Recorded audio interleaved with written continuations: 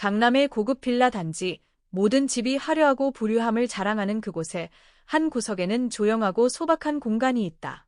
바로 김태수 할아버지의 방이다. 그는 20년 동안 이곳에서 일하며 사람들의 부유한 세계를 지키는 무원의 경비원처럼 입구를 지켰다. 그의 작은 방은 창고 끝에 위치해 있으며 낡은 물건들로 꾸며져 있다. 해진 침대, 긁힌 나무 탁자, 그리고 고인이 된 아들이 선물한 오래된 시계가 그 방을 채우고 있다. 매일 밤 그는 그 시계를 바라보며 지나간 시간과 한때 웃음소리가 가득했던 가족을 추억한다. 그날 아침, 평화로운 분위기가 갑자기 한지영 씨의 고함 소리에 깨졌다. 내 시계, 없어졌어. 누가 훔쳤지? 그녀의 목소리는 날카롭고 사람들 하나하나를 쏘아보는 듯한 눈빛을 보냈다. 모든 사람들이 소집되었을 때 한지영 씨의 눈길은 김태수 할아버지에게 멈췄다. 이 근처에 있는 사람은 당신뿐이다. 당신만이 기회가 있었을 거야. 그녀는 단호한 어투로 말했다. 김태수 할아버지는 고개를 숙였다. 죄송합니다만 저는 그런 시계를 가져가지 않았습니다. 그 시계에 대해 아는 게 없습니다. 그의 목소리는 떨리고 말을 잇기 힘든 듯했다. 그는 그 압박감에 저항할 힘이 없는 듯했다. 사람들의 시선이 그에게 집중되었고 몇몇은 속삭였다. 정말 그가 했을 수도 있겠지. 그렇게 가난한데 누가 알겠어? 그 말은 할아버지의 자존심을 파고들었다. 그러나 그는 말없이 서서 여전히 얇고 주름진 손을 꽉 쥐고 있었다. 마지막 남은 자존심을 지키기 위해서였다. 공간은 한지영 씨의 고발이 울려 퍼지면서 숨이 막힐 듯해졌고 마치 증거도 없이 선고된 판결처럼 느껴졌다. 주변 사람들의 시선은 김태수 씨를 의심과 동정이 섞인 눈빛으로 바라보았다. 우리는 그 방을 바로 확인해야 합니다. 한지영 씨가 말하며 요심할 여지 없이 차가운 목소리로 말했다. 김태수 씨는 그녀를 바라보았고 그의 눈빛은 뭔가 말하고 싶은 듯했지만 마른 입술만 떨고 있었다. 부인, 그 작은 방에는 오래된 물건과 추억들밖에 없습니다. 그러나 부인이 확인하고 싶으시다면 막지 않겠습니다. 그는 고개를 돌려 길을 안내하기 시작했다. 걸음걸이는 느렸지만 여전히 자존심이 묻어났다. 사람들은 뒤따라 걸었고 그들의 발걸음은 그의 자존심을 짓밟은 듯해 그의 가슴이 아프게 찔렸다. 그가 평생의 소중한 고요한 공간이라 여겼던 방은 이제 조사받는 대상이 되었다. 수색하세요. 한지영 씨가 명령했다. 그녀는 방 한가운데 서서 의심 가득한 눈빛으로 구석구석을 살펴보았다. 일꾼들은 원하지 않았지만 어쩔 수 없이 수색을 시작했다. 각종 서랍과 침대 밑이 엉망이 되었다.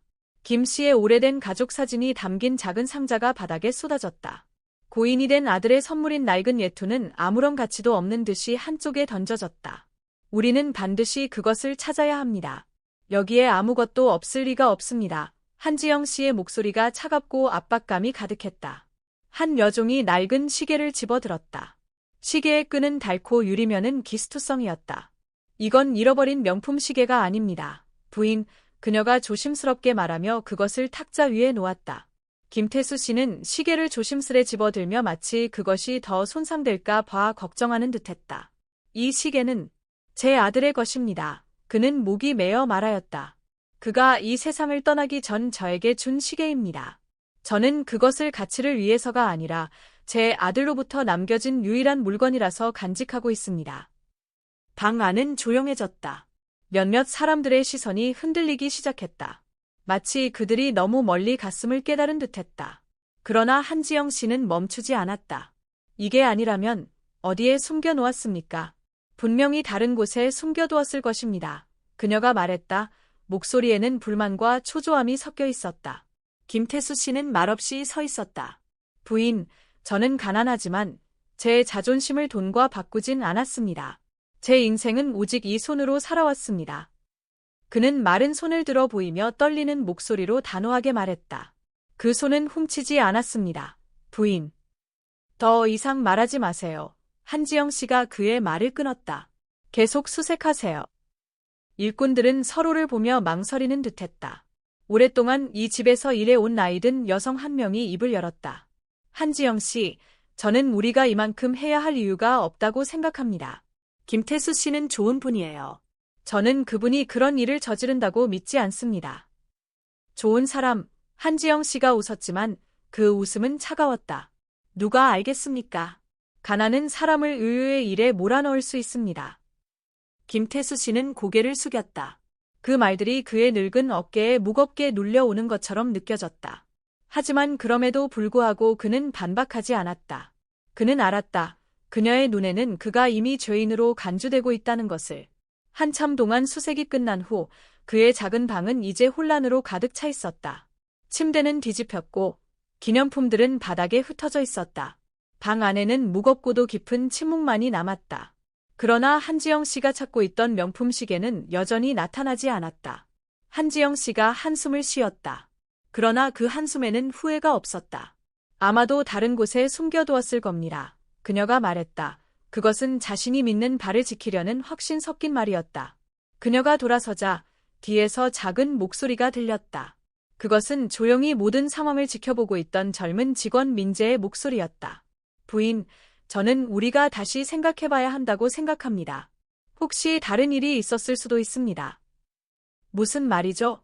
한지영 씨가 돌아서며 날카로운 눈빛을 보냈다. 민재는 고개를 숙였지만 그의 목소리는 확신에 찼다. 어젯밤 저는 한지호 씨가 그 시계와 매우 비슷한 시계를 들고 있는 걸 봤습니다. 그는 조금 당황한 듯 보였고 그것을 빨리 숨기려 했습니다. 민재의 말에 방 안은 얼어붙은 듯했다. 한지영 씨는 그를 바라보며 눈빛이 흔들렸지만 아무 말도 하지 않았다. 김태수 씨는 그냥 서 있었다. 그의 눈빛은 민재를 보며 놀라움과 희망이 섞여 있었다. 이 젊은이가 어쩌면 그의 어두운 밤을 밝혀줄 작은 빛일지도 모른다고 느꼈다. 부인, 세탁물 주머니를 확인해 볼 수 있습니다. 민재가 계속했다. 만약 아무것도 없다면 저는 책임을 지겠습니다. 한지영 씨는 잠시 주저하다가 고개를 끄덕였다. 좋습니다. 확인해 봅시다. 민재는 방을 떠나 세탁실로 향했다. 그의 마음은 뛰고 있었다. 그는 알고 있었다. 만약 자신이 틀리다면 오늘이 마지막 날이 될 것이다. 그러나 만약 사실이라면 진실이 드러날 것이다. 어슴푸레한 아침빛 속에서 세탁실은 이상할 정도로 고요해졌다. 민재는 더러운 빨래 더미 옆에 내려앉아 손이 떨리며 하나하나 가방을 살폈다. 그의 마음은 희망과 걱정이 뒤섞여 있었다. 아무것도 찾지 못하면 그의 모든 말은 무의미해지고 김 씨는 계속해서 억울함에 눌려 살게 될 것이다. 민재의 손이 검은색 재킷 주머니 안에 있는 단단한 물건에 닿았다. 그것은 지호의 재킷이었다. 민재는 그것을 꺼내며 심장이 빠르게 뛰었다. 손바닥을 펼치자 그 안에서 시계가 드러났다. 유리에는 금이 가 있고 끈은 끊어져 있었다. 마치 강한 충격을 받은 것처럼 보였다. 민재는 시계를 손에 쥐고 마음이 꽉 막힌 듯했다. 그는 잠시 서서 감정이 치솟는 것을 느꼈다. 이것은 단지 한 시계가 아니라 한나 씨가 김 씨를 도둑으로 몰았던 그 시계였다. 그리고 그것은 진실이었다. 김 씨가 겪은 억울함을 증명하는 증거였다. 민재는 깊이 숨을 들이쉬고 다시 김 씨의 작은 방으로 돌아갔다. 방 안에는 여전히 사람들이 조용히 기다리고 있었다. 민재가 들어서자 모두의 시선이 일제히 그에게 쏠렸다. 한나 씨, 민재가 떨리는 목소리로 그러나 단호하게 말했다. 제가 그 시계를 찾았습니다. 방 안은 얼어붙은 듯했다. 모두의 시선이 민재의 손에 고정되었고 민재는 조심스럽게 손바닥을 펼쳤다. 시계가 드러났다. 한나 씨는 그 시계를 보고 눈을 크게 떴다. 그녀는 입술을 움직였지만 말이 나오지 않았다. 그 시계, 내 시계, 그녀는 작게 말했지만 목소리가 떨렸다. 그러나 그녀의 눈빛은 시계에서 민재로 바뀌었다. 그런데 이 시계가 여기 있죠. 누가 이 시계를 숨긴 거죠? 민재는 고개를 숙이며 목소리를 낮추고 단호하게 말했다.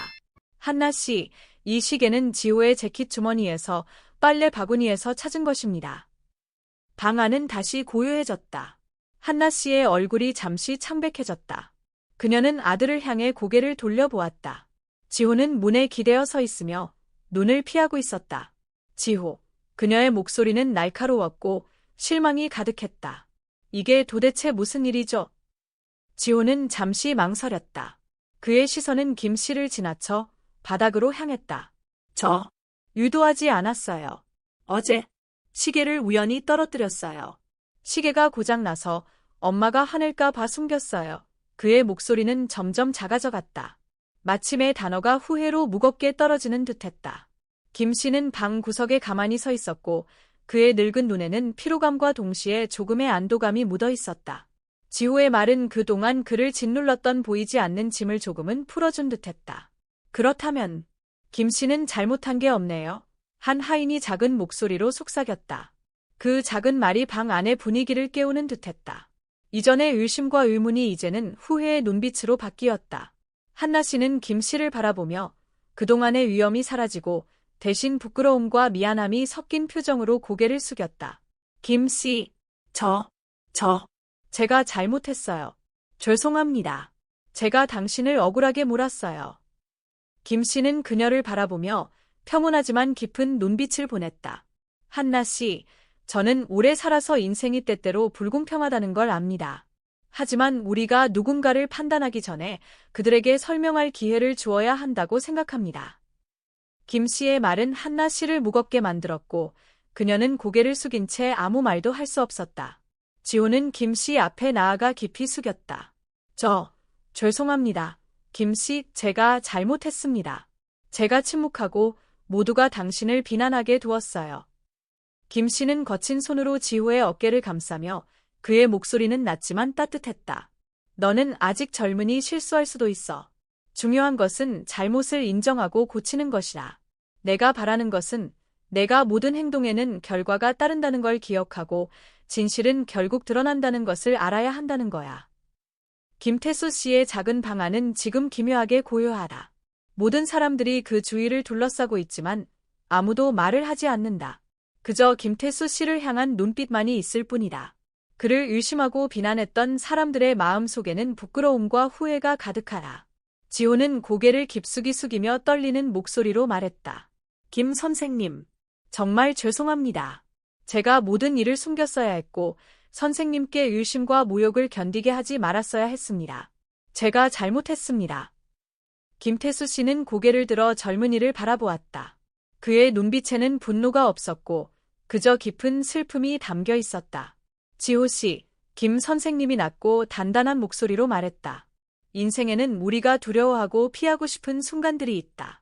하지만 중요한 것은 우리가 실수를 깨닫고 그것을 마주하고 고쳐야 한다는 것이다. 나는 너를 책망하지 않지만 이제부터는 진실되게 살고 다른 사람의 신뢰를 소중히 여기기를 바란다. 지호는 고개를 끄덕이며 눈시울이 붉어진 채 말했다.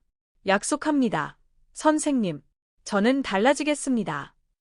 한지영 씨는 그때까지 방 구석에 조용히 서 있었고 마치 자기 자신과 싸우고 있는 듯 보였다.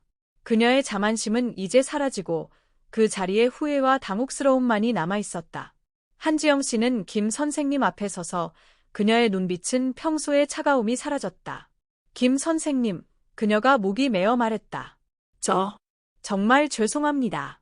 저는 선생님을 너무 성급하게 판단했고 선생님의 감정이나 그동안 지켜온 자존심을 고려하지 않았습니다. 이 사과가 충분할지 모르겠지만 선생님께 용서를 구합니다. 김 선생님은 그녀를 바라보며 그의 노쇠한 눈빛에는 차분함이 있었다. 선생님, 용서란 있는 것이 아니라 마음을 평안하게 하는 것이다. 나는 원한을 품지 않겠지만 선생님께서는 사람을 외모나 상황만으로 판단하지 않기를 바란다. 김 선생님의 말은 마치 깊은 교훈처럼 방 안에 울려 퍼졌다. 방 안은 고요해졌고 사람들은 그들이 목격한 잘못에 대해 깊이 생각하는 듯했다. 모든 이에게 주는 교훈. 그 사건 이후 한지영 씨는 자신의 실수를 바로잡기로 결심했다. 그녀는 모든 별장 직원들을 불러 모은 뒤 그들 앞에서 김 선생님께 공개적으로 사과했다. 오늘부터 이 별장의 모든 사람들이 결코 성급하게 사람을 판단해서는 안 된다는 것을 기억했으면 좋겠습니다. 김 선생님은 제 부주의로 억울한 일을 겪으셨고 저는 이를 바로잡기 위해 모든 노력을 다하겠습니다. 김 선생님은 고개를 살짝 숙였다. 그것은 한지영 씨의 진심을 답하는 듯한 행동이었다. 그에게는 명예가 회복되었지만 그보다 더 중요한 것은 사람들의 마음이 변한 것이었다. 지호도 이 이야기에 빠지지 않았다. 그는 사람들 앞에 나서며 머뭇거리며 말했다. 모든 일은 제가 일으킨 일입니다. 김 선생님께 의심을 불러일으킨 것에 대해 사과드립니다. 이제부터는 더 책임감 있는 사람이 되겠습니다. 도우미들로부터 박수가 터져 나왔다. 그들은 비난의 박수가 아니라 격려의 박수였다. 왜냐하면 그들은 실수가 삶의 일부분임을 이해하고 실수를 인정하고 고치는 것이 가장 중요한 일임을 알기 때문이다. 용기 있는 행동. 미나제는 젊은 도우미로서 많은 사람들의 존경을 받게 되었다. 한 나이 든 여성이 그 옆에 서서 조용히 말했다. 미나제 씨, 정말 용감하군요. 만약 당신이 없었다면 진실은 영원히 숨겨졌을 것입니다. 미나제는 살짝 미소를 지으며 항상 존경하는 김 선생님을 바라보았다. 저는 단지 해야 할 일을 했을 뿐입니다. 아무도 말하지 않으면 진실은 결코 드러나지 않습니다. 그리고 김 선생님은 그런 고통을 겪어서는 안 되었습니다. 김 선생님은 다가가 미나제의 어깨에 손을 얹으며 말했다. 고맙다, 미나제.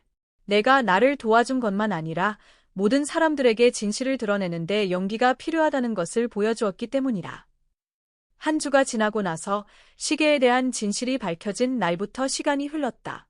저택의 생활은 다시 정상으로 돌아간 듯 보였지만 김 씨에게는 모든 것이 예전 같지 않았다. 그의 마음속에는 억울한 비난에서 비롯된 상처가 깊은 흉터처럼 남아 있었다. 한 씨와 지호가 사과했으며 사람들도 그를 더 존경하는 눈빛으로 바라봤지만 그는 여전히 갈림길에 서 있는 것만 같았다. 어느 아침, 한 씨는 김 씨의 작은 방을 찾아왔다. 한 손에는 봉투와 작은 선물이 들려 있었다. 김 씨, 한 씨가 말문을 열었다. 그녀의 목소리는 평소보다 부드러웠다. 제 사과가 김 씨께서 겪으신 상처를 모두 치유할 수는 없다는 걸 알지만 제 가족이 이 작은 선물을 통해 조금이라도 보답할 수 있기를 바랍니다. 김 씨는 한 씨가 든 봉투를 바라보며 바로 손을 내밀지 않았다. 한 씨, 그는 고요한 목소리로 말했다. 제 삶에는 많은 것이 없지만 저는 언제나 제 품격을 자랑스럽게 생각했습니다. 저는 결코 동정이나 보상을 위해 일하지 않았습니다. 한 씨는 잠시 침묵하며 눈빛은 다소 당황한 듯 보였다. 저는 그런 뜻이 아니었습니다. 김 씨, 저는 김 씨께서 보여준 너그러움에 정말 감사드리며 김 씨가 편안한 삶을 살 수 있도록 돕고 싶습니다. 만약 쉬고 싶으시면 저는 기꺼이 김 씨의 노후를 지원할 준비가 되어 있습니다. 김 씨는 조용히 오래된 의자에 앉았다. 그의 눈은 멀리 바라보며 한 씨의 제안은 그에게 깊은 생각을 하게 만들었다. 평생을 쉼없이 일해왔고 때로는 자신이 소중하게 여겨지지 않는 곳에서 헌신해왔다. 그러나 이제는 그가 멈추고 남은 삶을 자신을 위해 살아야 할 때일지도 모른다고 생각했다. 그때 민재가 들어와 따뜻한 차 한 잔을 들고 앉았다. 민재는 김 씨 옆에 앉으며 작은 목소리로 말했다. 김 씨, 저는 김 씨가 자신의 일을 자랑스러워하시는 걸 알고 있습니다. 하지만 가끔은 쉬는 것도 건강과 평온을 유지하는 방법이 될 수 있습니다. 김 씨는 민재를 바라보며 고마운 눈빛을 보냈다. 민재 씨, 내가 내 명예를 되찾아 주어서 고맙다. 하지만 내가 여기 떠난다면 내가 평생 지켜온 가치들을 누가 기억해 줄까? 끝맺음, 김 씨의 선택. 김 씨는 두 가지 선택지 사이에서 고민하고 있었다.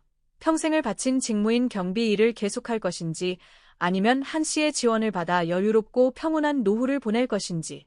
질문. 만약 당신이라면 무엇을 선택할까요? 자신의 신념을 지키며 끈질기게 살아갈 것인지 아니면 모든 것을 내려놓고 평화를 찾을 것인지. 현대 사회와의 연결. 김 씨의 이야기는 단순히 잃어버린 시계에 관한 이야기만이 아니라 사회에서 신뢰와 존중의 가치를 다시 한번 생각하게 만드는 교훈이다. 오늘날 우리는 종종 사람을 외모나 환경으로 판단하기 쉽지만 그들의 진심을 들으려는 노력은 부족하다. 사회적 편견. 저택 사람들이 김 씨를 가난하다는 이유로 성급하게 비난했던 것처럼 우리는 종종 외적인 조건을 기준으로 사람을 평가한다. 이는 어려운 처지에 있는 사람들에게 상처를 주고 고립시킬 수 있다. 용기의 힘. 민재는 진실을 지키기 위해 자신을 위험에 빠뜨리면서까지 일어서는 사람들의 상징이다. 오늘날 우리가 필요로 하는 것은 바로 민재와 같은 공정과 진실을 개인의 안전보다 우선시하는 사람들이 아닐까. 용서와 변화. 한 씨와 지호는 과거의 실수를 인정하고 고치려는 의지를 보였다. 이는 어떤 상황에서도 우리가 진심으로 반성하고 변화할 수 있다는 가능성을 보여준다. 메시지. 인생은 언제나 공정하지 않지만 자존감, 정직, 정의와 같은 중요한 가치는 때로 인내와 용기를 가지고 지켜나가야 한다. 우리가 김 씨, 민재, 한 씨의 입장이라면 어떤 선택을 할 것인지 생각해보자. 결론, 이 이야기는 한 가지 메시지를 남긴다. 너무 서두르지 말고 남을 판단하기 전에 성실하고 공정하게 살아가자. 우리의 모든 행동은 결국 다른 사람에게 영향을 미친다.